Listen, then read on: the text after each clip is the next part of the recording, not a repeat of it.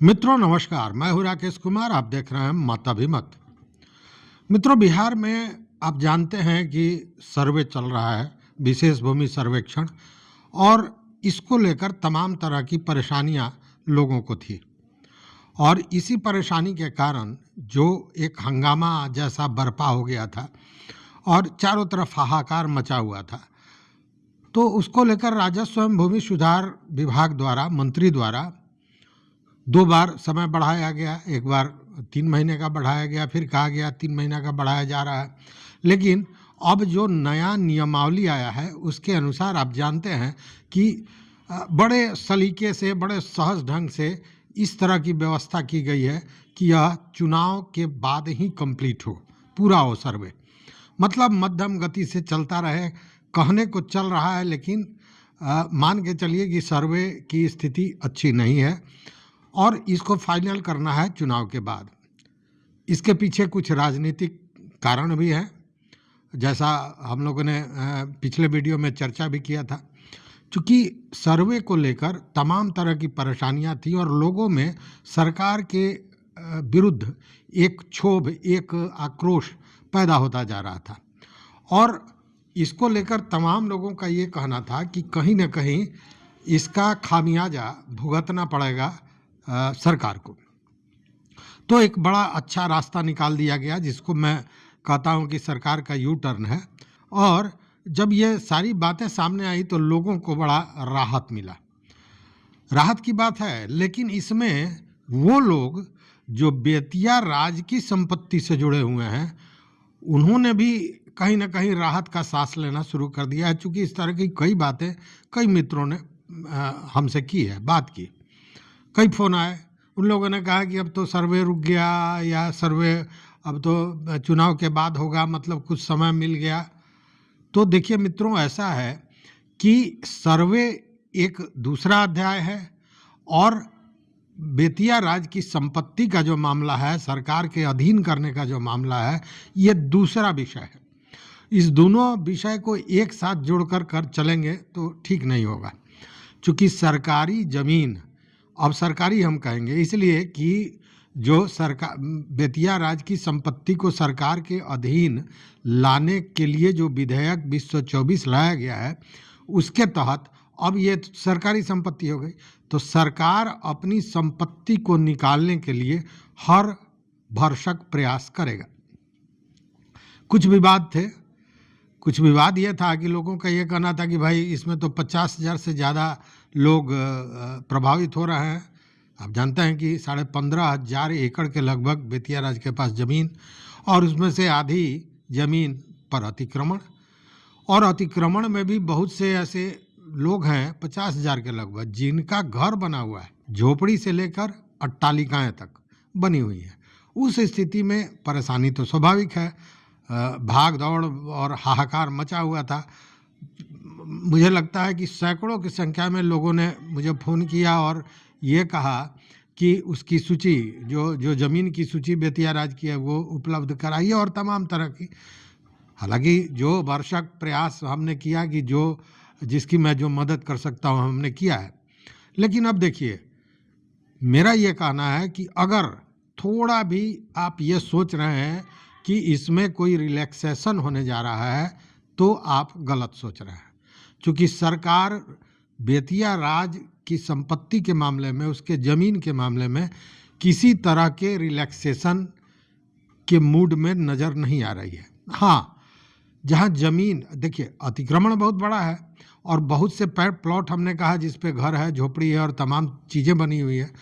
तो जहाँ कुछ बना हुआ है उनके लिए सरकार कुछ सोच रही है, और इसको लेकर हमने, हालांकि कुछ फाइनल नहीं है और ना ही विभागीय कोई इस तरह की अधिसूचना है, लेकिन जो जानकारी है उसके अनुसार हमने बताया, जो सूत्रों से जानकारी मिल रही है।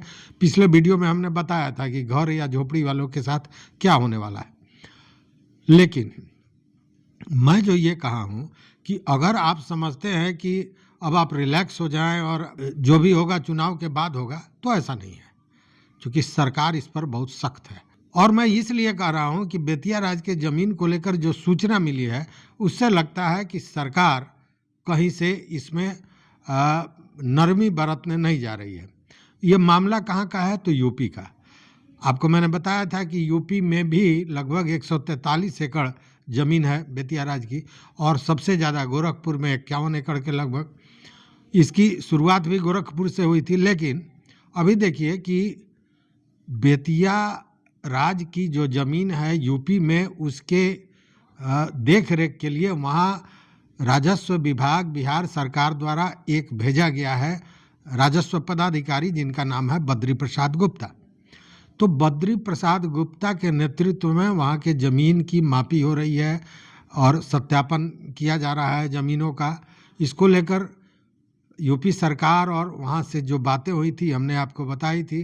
पिछले दिनों राजस्व परिषद के जो अध्यक्ष हैं, सह सदस्य हैं के पाठक, वह भी गए थे गोरखपुर। वहाँ जिलाधिकारी सहित अन्य पदाधिकारियों के साथ उनकी बैठक हुई थी, कुछ नीतियाँ बनाई गई थी। लेकिन इसी बीच ये अधिसूचना आ गई और अभी वो नीतियाँ अभी ठंडे बस्ते में है। कहने का मतलब उस पर कुछ फाइनल नहीं हुआ है।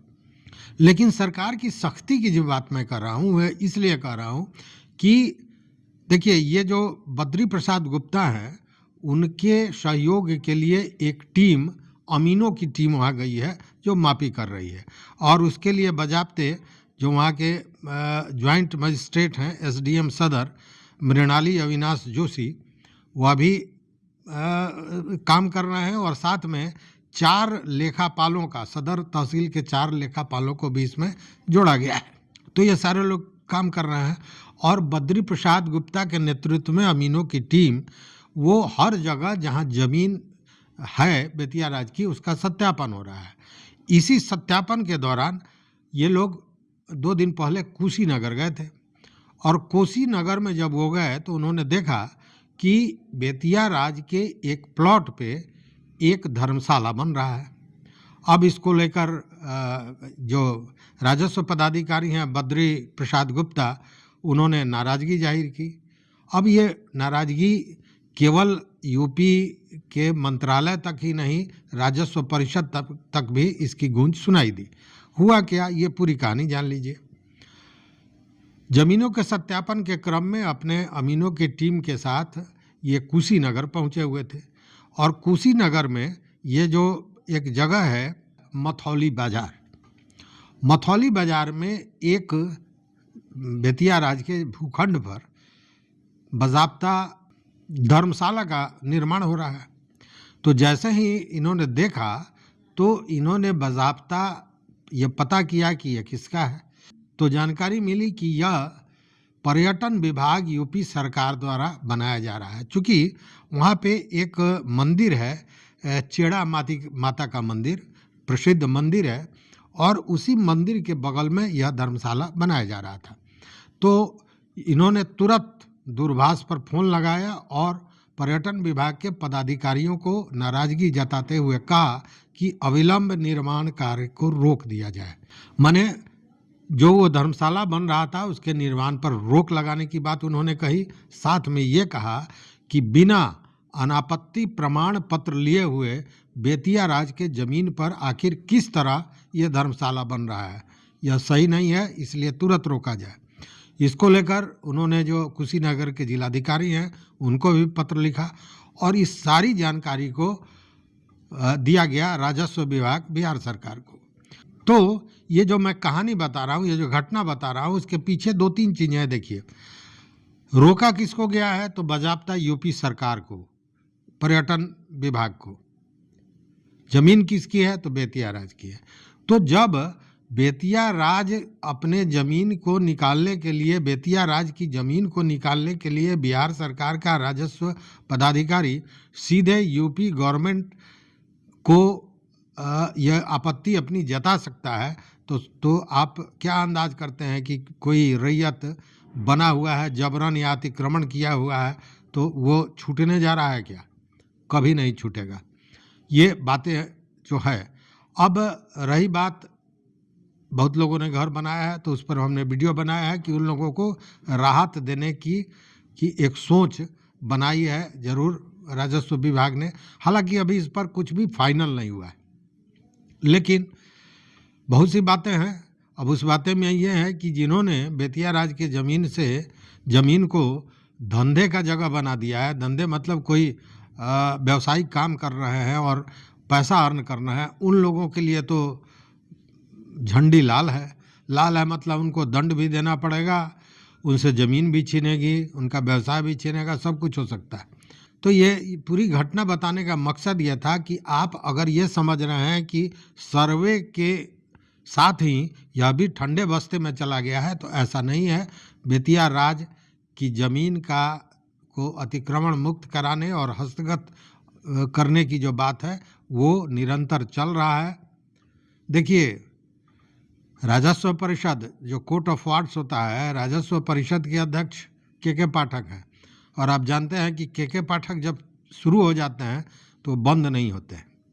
तो उनकी कार्रवाई शुरू है, जारी है।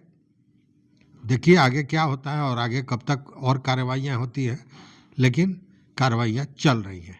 तो इस वीडियो में बस इतना ही। देखते रहिए मत अभिमत। मित्रों, चैनल पर नए हो तो सब्सक्राइब कीजिए, लाइक कीजिए, दोस्तों के साथ शेयर कीजिए और अपना विचार, अपना मत जरूर दीजिए। बहुत बहुत धन्यवाद, बहुत बहुत धन्यवाद।